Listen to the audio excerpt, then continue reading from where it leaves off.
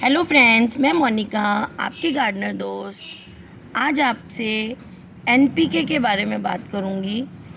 NPK fertiliser जो होता है, बहुत सारे व्यूअर्स मेरे को बार बार पूछते हैं कि एनपीके क्या है, एनपीके क्या है, तो मैं आज उसी पर आपसे बात करूंगी। जैसे हम लोगों को अपनी बॉडी की ग्रोथ के लिए, ऑल राउंड डेवलपमेंट के लिए बहुत सारे न्यूट्रिएंट्स की ज़रूरत होती है, ऐसे ही प्लांट्स को भी बहुत सारे न्यूट्रिएंट्स की ज़रूरत होती है। उसके लिए वो मेनली तो उनको ज़मीन से भी मिल जाते हैं, और हम ये जो गोबर की खाद डालते हैं या पत्ती की खाद, कंपोस्ट डालते हैं, ये सारे न्यूट्रिएंट्स उसमें होते हैं और स्लो रिलीज़ होते रहते हैं। वो स्लो रिलीज़ फर्टिलाइज़र्स हैं, धीरे धीरे निकलते रहते हैं और वो प्लांट को मिलते रहते हैं।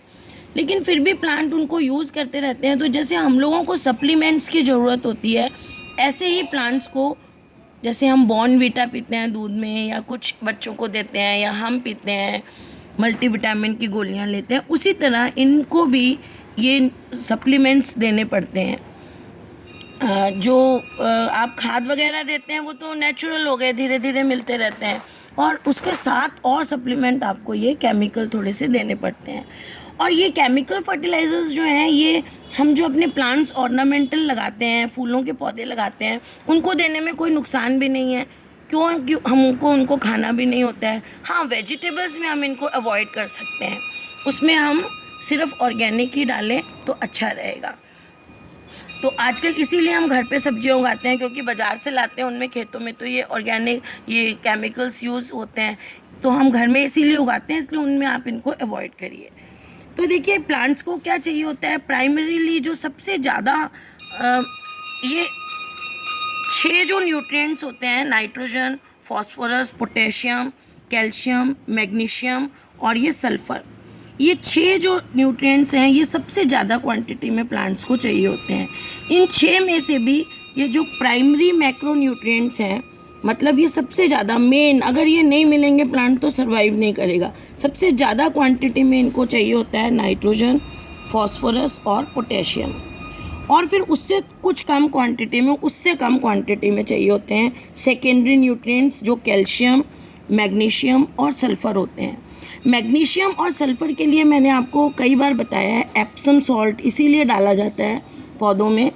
वैसे ये मैग्नीशियम और सल्फ़र कम क्वांटिटी में चाहिए होते हैं, तो ये ज़मीन से भी मिल जाते हैं, लेकिन फिर भी हमें महीने में एक बार एप्सम सॉल्ट इनके लिए डालते हैं हम, मैग्नीशियम और सल्फ़र के लिए। और कैल्शियम के लिए हम चूना पाउडर डालते हैं, कई बार मैं बताती हूँ, कुछ प्लांट्स में 1 चम्मच। वैसे कैल्शियम ज़मीन में होता है और ये जनरली मिल जाता है, लेकिन कुछ ऐसे प्लांट्स होते हैं जिनमें ये डालना अच्छा रहता है कैल्शियम, जैसे ड्रेसिनास में आप डाल दीजिए, अडेनियम्स में डाल दिए। वैसे जब आप पॉटिंग मिक्स तैयार करते हैं, थोड़ा सा जो चूना पान की दुकान वाला मिलता है, उसको सुखा के उसका पाउडर बना के थोड़ा सा डाल दें तो अच्छा रहता है। फिर आते हैं माइक्रो न्यूट्रिएंट्स, इनका भी एक पाउडर आता है, ये भी जब हमें ये डालने होते हैं एनपीके, उसके साथ थोड़ा सा मिला दो तो अच्छा रहता है। तो इसमें होते हैं boron, manganese, molybdenum, zinc, iron, copper और क्लोराइड। ये जो एलिमेंट्स हैं, ये जो न्यूट्रिएंट्स हैं, ये बहुत कम क्वांटिटी में प्लांट्स को चाहिए होते हैं, लेकिन ये भी बहुत इम्पॉर्टेंट हैं जितने ये इम्पॉर्टेंट हैं, क्योंकि ये कई रिएक्शंस में काम आते हैं बॉडी के, तो ये भी उतने ही इम्पॉर्टेंट हैं। ये क्लोरीन या क्लोराइड, कुछ भी बोलिए आप इसको, तो ये सारी चीज़ें प्लांट्स को चाहिए होती हैं। तो सबसे ज़्यादा जो चाहिए होती है, सबसे ऊपर नाइट्रोजन, फास्फोरस एंड पोटेशियम, इसको हम कहते हैं एनपीके। एनपीके का मतलब ऐसा फर्टिलाइज़र जिसमें नाइट्रोजन, फास्फोरस और पोटेशियम का जो है वो डिफरेंट रेशो होते हैं। जैसे ये आपको 20-20-20 में मिलेगा, मतलब इसमें 20 पोर्शन नाइट्रोजन है, 20 पोर्शन इसमें फास्फोरस है और 20 पोटेशियम है। ऐसे 19-19-19, 17-17-17, 10-10-10। फिर आपको फूलों वगैरह के लिए चाहिए होगा 5-10-5, 5 जिसमें होता है नाइट्रोजन, 10 इसमें होगा फास्फोरस और 5 होगा पोटेशियम। ऐसे ही फूलों के लिए 10-20-20 भी आता है, 10 नाइट्रोजन, 20 फॉस्फोरस, 20 पोटेशियम। तो ये सारे अलग अलग रेशो हैं किस फर्टिलाइज़र में कितना रेशो नाइट्रोजन का है, कितना फॉस्फोरस का है और कितना पोटेशियम का है। ज़्यादातर हम लोग ये 3 यूज़ करते हैं, 20-20-20, या सबसे ज़्यादा यूज़ होता है 19-90-90। अगर 17 भी मिलता है तो कोई बात नहीं, आप 10 भी डाल सकते हैं, ये कम स्ट्रॉन्ग होता है। अगर ये यूज़ करें तो थोड़ा सा ज़्यादा डाल लें, पानी में डिज़ोल्व करते हैं जब। तो अब मैं आपको बताती हूँ NPK, नाइट्रोजन, ये देखिए नाइट्रोजन, फॉस्फोरस, पोटेशियम, ये डिफरेंट रेशोज़ में मिला के जो कंपाउंड बनाते हैं, जो फर्टिलाइज़र बनाते हैं, उसको कहते हैं NPK। अब नाइट्रोजन जो है वो क्या काम आता है, प्लांट्स की ओवरऑल ग्रोथ के लिए काम आता है। पत्तियां बहुत ज़्यादा अच्छी ग्रो करती हैं, नाइट्रोजन आप देते हैं। और क्लोरोफिल जो होता है, ग्रीन कलर जिसके कारण प्लांट्स में होता है, उसका ये मेन कंपाउंड है। क्लोरोफिल नहीं बनेगा, नाइट्रोजन नहीं होगा, प्रोटीन्स नहीं बनेंगे। जैसे आप जानते हो प्रोटीन हमारी बॉडी में भी और प्लांट की बॉडी में भी मेन जो है वो कंपोनेंट होता है। इससे ही सारी बॉडी बनती है, सेल बनती हैं, एंजाइम्स बनते हैं, सारे जूस इसी से बनते हैं। तो ये बहुत ज़रूरी है। सेल डिवीज़न, सेल डिवाइड होंगे 1 से 2, 2 से 4, 5 डिवाइड होंगे सेल, तभी तो प्लांट बढ़ेगा, उसमें ये काम आता है। वाइटामिन्स जितने होते हैं, विटामिन्स में भी नाइट्रोजन होता है। तो नाइट्रोजन प्लांट्स के लिए बहुत ज़रूरी है। दूसरा है फॉस्फोरस। फॉस्फोरस क्यों ज़रूरी है, ये रूट्स बनते हैं इससे। आप अगर कोई कलम लगा रहे हैं या सीड्स लगा रहे हैं तो आप उस मिट्टी में, या जो आप प्लांट नया ला के लगाते हैं उसकी मिट्टी में नीचे फॉस्फोरस के थोड़े से दाने डाल दीजिए। DAP एक और फर्टिलाइज़र होता है, मैं उसके बारे में भी बताऊंगी, उसमें फॉस्फोरस बहुत होता है। उसके 2-4 दाने डाल दें तो रूट्स जल्दी आती हैं और रूट्स अच्छी हेल्दी होती हैं। तो ये रूट्स के लिए बहुत अच्छा होता है, अर्ली रूट को फॉर्मेशन करता है किसी भी चीज़ में। अपन कलम वगैरह लगाते हैं उसमें रूट्स जल्दी बनती हैं, इससे फ्लावर्स अच्छे आते हैं प्लांट में, फ्रूट्स अच्छे आते हैं। प्लांट्स का जो रिप्रोडक्टिव साइकिल होता है जिसके कारण उसमें फ्रूट बनते हैं और बीज बनते हैं, उसके लिए ये बहुत ज़रूरी है फास्फोरस। फास्फोरस की कमी हो जाएगी तो देखिए फूल अच्छे आएंगे, तो फूल से क्या बनता है, फ्रूट, और फ्रूट से क्या बनता है, सीड। तो ये जो प्रोसेस है प्लांट का, फूल अच्छे आएंगे, फ्रूट अच्छे आएंगे और बीज अच्छे आएंगे। तो बीज भी बहुत अच्छे बनते हैं इससे, अगर क्रॉप्स में ये डाला जाता है तो बीज भी बहुत अच्छे आते हैं, फूल अच्छे आते हैं। फोटोसिंथेसिस जो प्लांट करते हैं, फोटोसिंथेसिस से तो प्लांट्स अपना खाना बनाते हैं, उसके लिए फास्फोरस बहुत ज़रूरी होता है।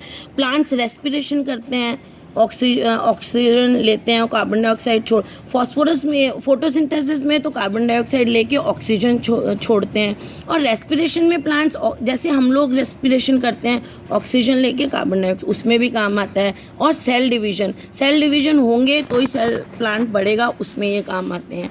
फिर है पोटेशियम भी फोटोसिंथेसिस में काम आता है। अगर पोटेशियम की डेफिशिएंसी होगी प्लांट में, फोटोसिंथेसिस कम होगा। और एक चीज़ जिसमें पोटेशियम काम आता है बहुत important, opening and closing of stomata. Stomata क्या होते हैं, छोटे छोटे छेद होते हैं जो पत्तियों के नीचे की साइड होते हैं।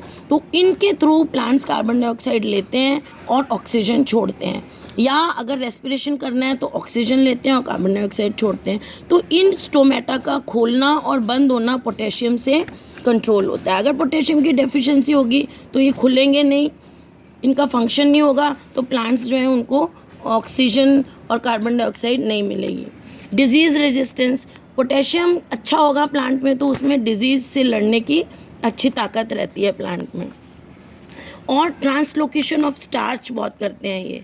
अब मैं आपको ये बहुत जैसे पढ़ाने जैसे बताने लग गई हूँ, लेकिन फिर भी मैं सोचती हूँ आपको क्लियर कर दूँ कि पोटेशियम क्या करता है, जो स्टार्च बनता है पत्तियों में, खाना बनता है प्लांट्स का, उसको जो है कहाँ स्टोर होना है, जैसे आलू में स्टोर होना है या शकरकंदी में स्टोर होना होता है, उस जगह तक लेके जाता है।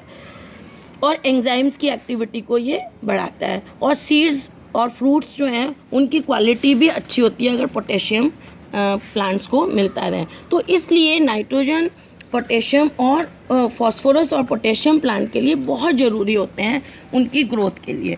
तो ये इसको कहते हैं NPK, जो आप लोग बार बार पूछते रहते हो। ये फर्टिलाइज़र आता है, इस फर्टिलाइज़र को आप अपने प्लांट्स में हर 10 दिन में सुन लीजिए, 1 लीटर पानी में 1 चम्मच के हिसाब से घोलना है। अगर आप 1 बाल्टी पानी ले रहे हैं, आपकी 10 लीटर की पानी है, बाल्टी है, तो 1 लीटर 1 स्पून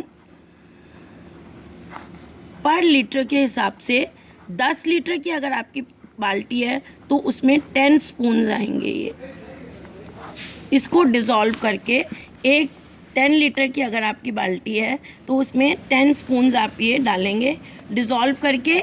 और एक मग्गा होता है जो आप बाथरूम्स में भी यूज़ करते हैं हम लोग, एक मग्गा जो है वो सारी, एक मग्गा आप हर प्लांट में उसको देंगे। अब कई लोग मुझसे पूछते हैं मग्गा क्या होता है, तो उसके लिए मैं आपको ये ड्राइंग बना के बता रही हूँ कि मग क्या होता है जो बाथरूम में नहाने में यूज़ होता है। वो एक मग आप हर तो आप इसको ऐसे डालेंगे हर 10 दिन में, ऐसे भी डालेंगे। और यही जो सोल्यूशन आपने 10 लीटर में 10 स्पून मिला के घोला हुआ है, इसे आप स्प्रे बॉटल में डाल के सारे प्लांट्स की पत्तियों में स्प्रे भी करेंगे, ताकि प्लांट्स को ये तीनों न्यूट्रिएंट्स मिलते रहें। इनको देने का मतलब ये नहीं है कि आपको गोबर की खाद और कंपोस्ट नहीं देनी है। गोबर की खाद और कंपोस्ट आपको साल में सिर्फ 2 बार देनी है। एक तो आपको अगस्त में देनी है या सितंबर में दे दीजिए, एक तो आपको सितंबर में देनी है और एक आपको फरवरी में देनी है। बाकी आपको 10-10 दिन के फ़र्क पे ये देते रहना है। सर्दियाँ आने पे इसका जो ड्यूरेशन है 10-10 है, अब आ रही हैं सर्दियाँ, और गर्मी में आप इसको 15 दिन में एक बार देते हैं। ये देखिए, ये NPK है और ये पिंक कलर में भी आता है। कई लोग पूछते हैं कहाँ से मिलता है, कैसा है। ये आपको एग्रीकल्चर शॉप पे मिल जाएगा या आप ऑनलाइन भी मंगा सकते हैं। ये मेरा देखिए, ये सफ़ेद रंग का है और ये ऐसे पिंक कलर का भी आता है, ऐसे पिंक कलर में भी आएगा पाउडर, और ये पानी में डिज़ोल्व हो जाता है। तो फ्रेंड्स, मुझे लगता है मैंने आपको NPK के बारे में सब कुछ बता दिया है। तो अगर आपको मेरा ये वीडियो अच्छा लगता है तो इसे लाइक करिएगा, मेरे चैनल को सब्सक्राइब करिएगा और वीडियो को शेयर भी करिएगा। Okay friends, bye.